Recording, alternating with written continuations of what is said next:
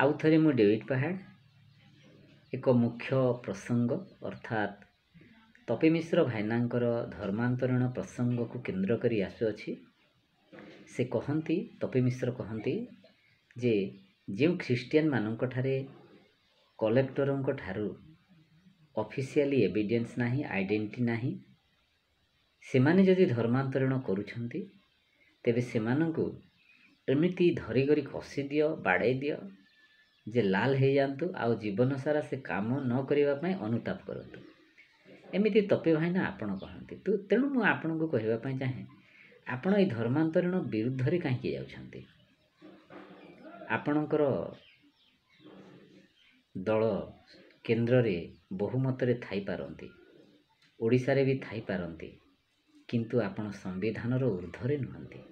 आपण संविधान रो ऊर्ध्वरे नुहंती बा आपण संविधान रो सर्वेसर्वा भी नुहंती, बा आपण संविधान ऊर्ध्वरे थाई आपण सुप्रीम स्पिरिट नुह कि गॉड भी नुह, किंबा जे कोनोसी व्यक्ति ऊर्ध्वरे थिबे सेमिति व्यक्ति भी नुहे आपण।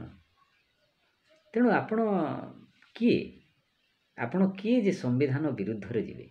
जेहेतु संविधान धर्मीय धारा 25 रु 28 रे उल्लेख अछि।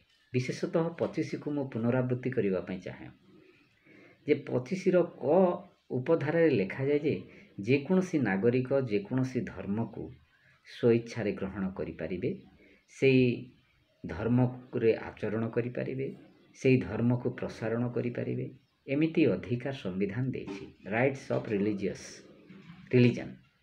हाँ, तेणु आपण किए who has given you this authority to go against the conversion, against the rights of religion? हाँ, आपण किए?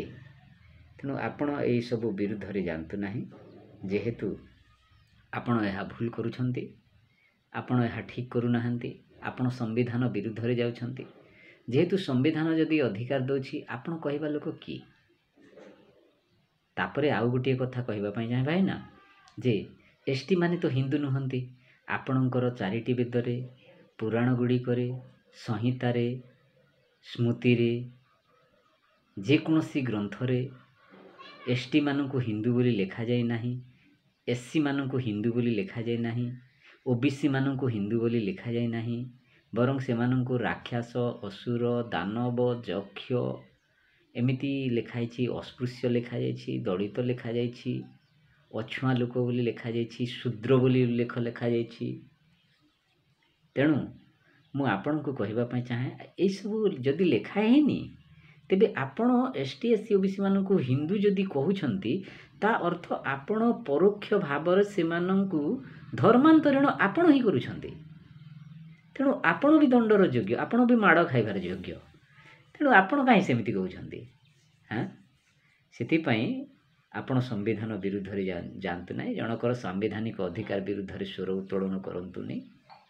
जेहेतु भारत हेउछि गोटे धर्मनिरपेक्ष राष्ट्र, सेकुलरिज्म कंट्री रे समस्त विषय करबा पई अधिकार अछि। आ एमिति अधिकार अछि जेउ विषय की जनसाधारणकर हित निमंते करबा पई अछि।